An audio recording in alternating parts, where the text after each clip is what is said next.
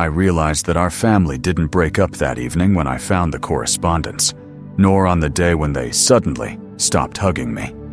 It all happened much earlier, on a morning in late September, when the kitchen smelled of cinnamon and fresh coffee, and my wife, resting her elbows on the countertop, said with a tired smile, "Can you take Lily to choir practice? I have book club." Nothing suspicious. In Raleigh, North Carolina, half the neighborhood goes to book clubs to discuss novels that no one has actually finished reading. But at that moment, I was struck by a strange feeling, as if you were hanging your jacket on a nail and the nail fell off. You're still standing there with your arm raised, but your jacket is already on the floor, and no one but you can hear the sound of it falling. My name is Mark. I'm 46, an engineer, and I've worked for the same food company for over 12 years, traveling to Austin, Denver, and Seattle a couple of times. We have 2 children, Lily, 17, and Max, 12.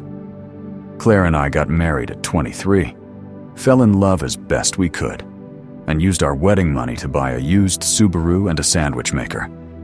We bought a house later, when interest rates were ridiculously low, and my salary finally stopped fluctuating. We went through mortgages, night shifts, flu, questionable school plays, endless PTA meetings, and for a long time, I believed that we had already done the most important thing. But marriage isn't a house that you finish building and it's done. It's more like a garden. If you stop watering it, anything will grow, except what you planted. Betrayal is a short word, easy to say, but in life, it hits like a meteor. I never thought I'd be doing this, measuring the pauses between messages, looking at the time they were sent, checking routes in Find My iPhone, catching myself listening not to the meaning, but to the intonation, looking not for conversation, but for proof. But I became that kind of person, and I'm not proud of it. That September was crazy. Claire's father's heart deteriorated, and she often traveled to the neighboring city to see him. I didn't argue. We replaced each other as best we could. I took care of dinners and school logistics. She took care of doctor's visits with her father-in-law and insurance paperwork. In the evenings, she would text, "I'm at my mom's." And for a while, I didn't even notice the phrase. Then the book club started. Tuesdays and Thursdays. Always Tuesdays and Thursdays. At 7, we're starting. At 10, we're finishing. Sometimes, I'm running late. We'll be here until 11. Today we're discussing a great novel. The girls brought homemade pie. I believed her. More accurately, I decided to believe her, the way people decide to believe in the weather. They promised sunshine, so I'm not taking an umbrella.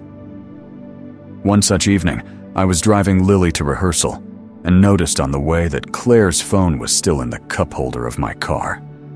No, I'm not the type to snoop through someone else's phone. I don't even know the password, or rather, I used to know it, but then my brain crushed that number into dust. But when the notification, "Drive on Thursdays by the lake," popped up on the dashboard, with the name Nate underneath, my stomach tightened like a cold rubber band. There are 2 lakes in our neighborhood, a small one with ducks, and a larger one where people like to run in the mornings.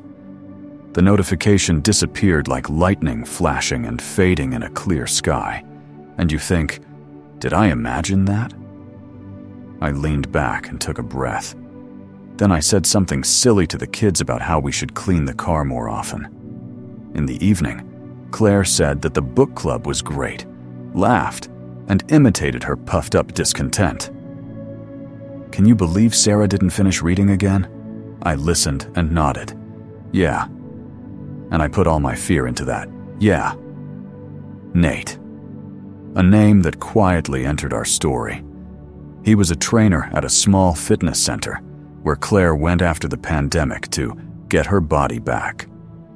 We were friends with the families, only to the extent of saying hello at the front desk, exchanging smoothie recipes, and smiling. He is 5 years younger than us, with soft eyes and a tattoo on his wrist, a wave similar to a sine wave. His wife left to stay with her mother in Ohio, and the children stayed with her. I didn't know this. I found out later. At that moment, it wasn't considered information. There was just no need to bring it up. I didn't make a scene. I wanted to understand what was going on with me. Jealousy, fatigue, or intuition. So I started observing. It's a strange sport. You sit in the kitchen, hear the house creaking, and wait for any sound, as if someone will come and relieve your tension. I noticed that Claire smiled more often on the phone than she did to me. I started to catch the pauses during dinner. "How was your day?" "Fine," and silence. Before, instead of "fine," we would have a mini novel. Max forgot his sandwich again. Lily had a fight with her friend. Neighbor John is putting the trash can in the wrong place again. Now, it's as if the words have been erased with an eraser. One Tuesday, I asked Claire to send our neighbor a casserole recipe. He always wanted to learn how to cook like a home cook. She said, "Later, Mark. I'm on the phone with my mom." I picked up her laptop to find the email. We have a shared family address for all school and utility correspondence, and I saw an open messenger on the screen with an unread line. "Don't come today. I have a migraine." And the icon, the same sine wave. I stood over it like a drawing board, where a misplaced dot pulls in wrong angles and lines. My hands were sweating. I closed the laptop. I wasn't ready to be an investigator in my own home. If marriage is a garden, then an investigator is definitely not someone who knows how to grow things. Everything was decided in a mundane place, in the Publix parking lot, in front of the row of shopping carts. It was Wednesday. I stopped by to buy kefir and apples, but got caught in a downpour. I sat in the car, listened to the water hissing on the roof, and thought about how strangely quickly our children grow up. At that moment, my phone, connected to CarPlay, displayed a message. "Today, at the lake. I'll bring tea. N." Claire had once added me to the family calendars, and we set reminders for each other to buy milk or call the dentist. This time, by some silly coincidence, the notification came to me too. I hit the brakes, not because I was driving. You just reflexively hit them when you're scared. I let go of the pedal and tilted my head back. At that moment, I caught myself wanting to know nothing until morning, until next week, until never. And I realized that if I did that, I would continue to live with this lie, like living next to a busy highway. You get used to it, but it doesn't get any quieter. I didn't go to the lake. I didn't stage a movie scene. I went home and stood in the kitchen like a soldier on guard duty. Claire came back, wet, her hair stuck to her temples. She took off her shoes, smiled at first, then saw my face. "What?" she asked. I took my phone and showed her the notification. "Are you watching me?" she said very quietly. I replied, "No. We just set up family sharing. Apparently, something moved to the shared calendar." We stood in silence. Then she closed her eyes, and with her eyes closed, leaned her shoulder against the refrigerator. She said, "Mark." And my world shifted. I won't recount our entire conversation. I'll just say that it was both dirty and clean. Dirty because it contained the texture of pain, details that no one needs to know. Clean because for the first time in a long time, we were telling the truth. Yes, she met Nate at the gym. Yes, at first there were conversations about life and muscles. She laughed through her tears. I didn't smile. Yes, then there were long exchanges, walks, just to talk, so as not to hear the irritated breathing in the house. Her words, they hurt the most. Yes, one day. Yes. She said, "I didn't want to, Mark. I'm just tired of being the right version of myself that you find comfortable to love." I didn't know how to respond. I slid down onto a chair and thought about the unbearable mass of adverbs in the world.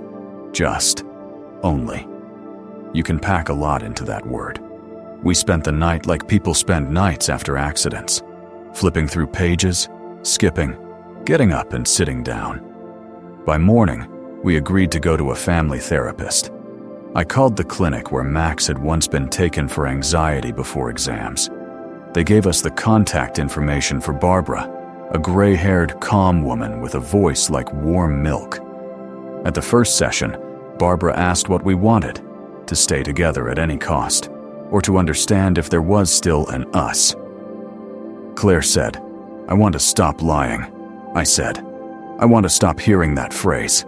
We both laughed and cried. Barbara carefully placed 2 chairs in front of us. On one is your fear. On the other is your stubbornness. Which one are you sitting on? I sat on fear. Claire sat on stubbornness. And for the first time, we saw ourselves from the outside. For several months, we went to Barbara on Tuesdays. Yes, those very ones. We broke our marriage down into episodes. When you went to Denver for 3 weeks and didn't call in the evenings. When I refused to go to your parents' house because my mother was in the hospital and I had no one to help me.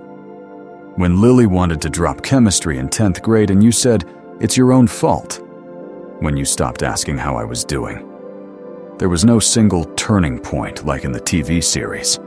There were many. Claire admitted that she felt invisible next to me when I came home and sat down with my laptop. 15 more minutes, and I'll be with you. Those 15 minutes added up to years. I, in turn, said that I was very tired of being the only one carrying the financial load, and that I felt I had the right to remain silent if I was providing for the family. We both found ourselves hooked on our own, right not to talk at all if we were doing something right. We also talked about Nate. I wanted to hate him, but to be honest, what angered me more was not what he was doing, but the fact that we had long since stopped seeing each other, and he just happened to be there at the right moment. Claire broke off contact with him. She showed me a message where she wrote that she couldn't continue. He replied dryly, "I understand." I don't know how he felt, and for the first time in my life it didn't concern me. I stopped checking her phone in my head, not because I started to trust her, because I realized that if I kept checking, I would forgive one lie, and it would be worse. By spring, we took a break from therapy and decided to live separately. Barbara said that sometimes people confuse patience with paralysis, and forgiveness with amnesia, and introduces a sanitary break. Living apart not as a punishment, but as an attempt to figure ourselves out without the everyday entanglements. We found me an apartment 10 minutes from home so that it would be convenient for the children, and drew up a schedule. 1 week with me, 1 week with Claire. It was called the Bird's Nest. The children stay in one place, and the adults move around. In our case, it turned out the other way around. We did it a little differently for logistical reasons, but the essence was the same. It was strange to walk into an empty house when your belongings are packed in boxes, like an actor on tour. On the first evening, I put my toothbrush in a glass and suddenly realized, this is what freedom looks like in the middle of life, like a stranger's bathroom, where everything is in its place. But it's not your place. The children. I don't know how anyone manages to tell their children that we've decided to separate without feeling like someone has put music in your mouth and you have to sing in tune. We talked to them in the living room, face to face. Max's fingers were shaking as he carried a glass of water. Lily looked past me at the window, which reflected our chandelier with funny light bulbs that we bought on sale at IKEA. We told them what we had to. It's not your fault. We love you. Neither of us is leaving you. Lily nodded and asked, "Will we be together for Christmas?" I replied, "Yes, we'll try." She said, "Try really hard." I was 12 when my father left. I remember how much an adult's promise, empty or real, gives them away. I decided to make it real. Claire and I went to mediation because we both hate litigation. We signed a QDRO, divided my 401k, and agreed on the house. She bought out my share because it was more familiar to the children, and I took the Toyota so we wouldn't have to divide the Subaru, which would go to Lily when she got her driver's license. We didn't haggle over every rug, even though we wanted to. Barbara said, "Don't argue about symbols, argue about functions." A mug with the logo of my first startup is a symbol, but who pays for insurance and how much time the kids spend with each of us is a function. I held on to that thought with both hands when things got rough. In the summer, I went to the Outer Banks alone. I rented a tiny house with the silly name Seahorse and walked along the empty beach. I thought long and hard about whether to write to Nate, to say something, to let off steam with an address. But every time the phrase, "You destroyed my family," rose to my lips, it was drowned out by another, quieter one. We destroyed my family. That doesn't mean that everyone is equally to blame for what happened. No. But it was important for me to admit that I wasn't an innocent forest into which a match had been thrown. I was dry grass. I wrote Claire a postcard. I bought a blueberry pie for breakfast, like in our first year at Chapel Hill. "Remember?" she replied a day later. I remember.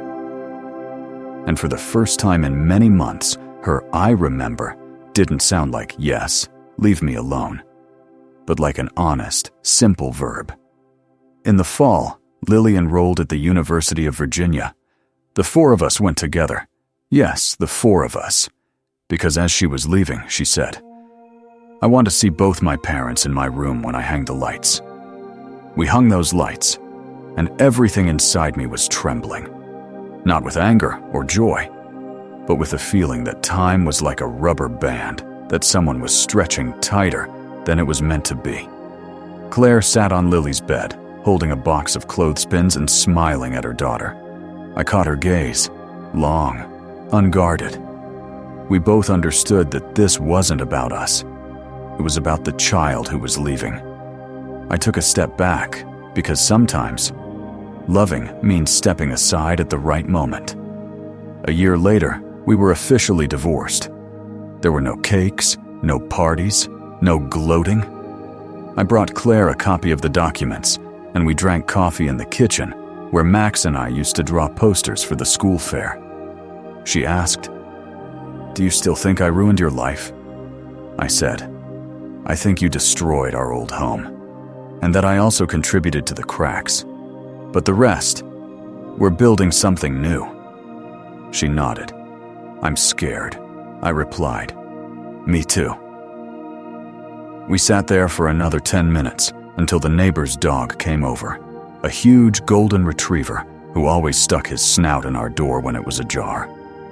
He squeezed in, dropped some drool on the floor, and we both laughed easily, like people who had finally gotten over their sour mood. I returned to my apartment. I was offered a new position, with more responsibility and fewer business trips. On Saturdays, I began laying wooden panels in the workshop of a neighboring center, a funny kind of therapy. You nail down a slat, take a step back, and watch how your efforts result in a smooth surface. I met a woman named Amy. She came to a carpentry class with her son. We started drinking coffee after class. I wasn't in a hurry to tell her everything, and I wasn't in a hurry to call myself free, even though I was formally free. Freedom turned out to be as complicated as marriage. You have to learn how to handle it too. On Thanksgiving, we gathered at Claire's house. The children, her parents, me, and a couple of neighbors. She put an apple pie on the table, the one with cinnamon. I picked up a knife to cut it, and suddenly thought that a year ago, this very smell was a signal to me. Now there will be another family evening where I hardly see my wife. Now, it was just the smell of pie, with all the meanings we didn't push into it. We ate and talked about Lily's campus, Max's baseball, the fact that our HOA had again raised the fee for the pond and the lights at the entrance. And no one died from our banal conversation. Sometimes banalities are a bridge that takes you from before to after. Then I went out on the porch. The night was like a blank notebook. Just remind me, and I'll start writing. Claire stood next to me, warming her hands with a cup of tea. "Thank you for coming," she said. "I promised, Lily," I replied. "And myself, too." She nodded. "You know," she said after a pause, "I never thought we could do this. Without knives." I smiled. "We always knew how to fix things. We just didn't want to fix them for a long time." She laughed. "That's your engineer talking." I shrugged. "Let him talk. There's a lot of useful stuff in him." I don't romanticize divorce. It's hard, it's messy, it's expensive, morally, financially, in terms of time. It's like a renovation you didn't plan. You peel away layer after layer, and each time you find something you didn't expect. Old wiring, a rotten beam, a void where a supporting pillar should be. And not everything can be done as it was. But it's not always necessary to do it as it was. Claire and I are no longer husband and wife, but we are still the parents of our children. We are still the people who once chose each other, and not by accident. I think it's important not to forget that this version of us is also real, and it's not canceled out by someone else's embrace in someone else's gym. Recently, Max asked me on the way to practice, "Dad, how do you know you're faithful to someone?" I was silent for a long time. It's harmful to answer such questions right away. Then I said, "Loyalty is when you focus your attention on where your home is. And if you feel that your attention is wandering, you honestly talk about it with those you live with, before you start collecting other people's walks by the lake." Max nodded, not fully understanding. He's 12, and that's normal. But I wanted him to hear the main thing. You don't have to be a hero in someone else's comedy of circumstances. It's enough to be honest in your own little drama. At Christmas, we went to the mountains. We rented a cabin that could barely contain our laughter. Claire and I slept in separate rooms. The kids slept together, of course, because it's more fun that way. In the morning, we made pancakes, and I caught Claire's eye. We pushed away old resentment and replaced it with something like respect. It's quiet, without fireworks, and you can't photograph it. Look, like it. But it holds. Like the beams that hold up a house which no one sees. They're covered with drywall, but without them, the roof would collapse. I sometimes think about Nate, not about him himself, about what he symbolized, about a random passerby who catches your eye at the moment when you turn away from yourself. I've learned to look at myself more often, not with amazement, not with contempt, but with simple interest. Well, how are you? Are you here? And if I feel myself drifting away, I come back. I write to my kids, call my friends, go to Barbara once every couple of months. Preventive care, like going to the dentist every 6 months. Amy and I are no longer just coffee. We went to see Max play baseball, and she caught a flying foul ball. I laughed so hard my ribs hurt. I didn't tell the kids, "This is your new mom," because there are no such replacements in life. There are new people, new stories, new opportunities. We're moving carefully, without rushing. That doesn't mean we can't make up our minds. It means we respect the past, which, like an old house, has saved us from the wind many times. Sometimes people ask me if it's necessary to forgive betrayal. I say, no. What is necessary is to be honest with yourself. Sometimes forgiveness is a bridge that two people cross to return to each other. Sometimes it is a road that each person travels on their own. It is important not to pretend that the bridge is the road and the road is the bridge. Claire and I chose the road, and I think we made the right choice, because our children laugh just as brightly as before, because we have learned to say I without you always and you never, because there is air in this after.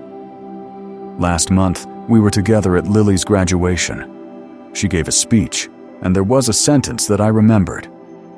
Growing up is not about hiding your mistakes, but learning to count them as steps. I stood below and thought that Claire and I had a staircase built from everything we did wrong and right. And if someone ever asks me, what is the essence of your story? I will say, we didn't fall off that staircase. We parted ways on it, but we didn't push each other. And that, believe me, is a lot. When I close my eyes and remember that first phrase, book club, I don't want to laugh or cry. I want to make coffee, call the kids, make a dentist appointment, and pay that damn HOA. I want to go on living. And the most amazing thing is that it works. We didn't win or lose. We did something difficult. We remained human. And if anyone reading this is in pain right now, know this. You will get through this long corridor. There may not be a celebration waiting for you at the end, but there is a window. And sometimes that's enough.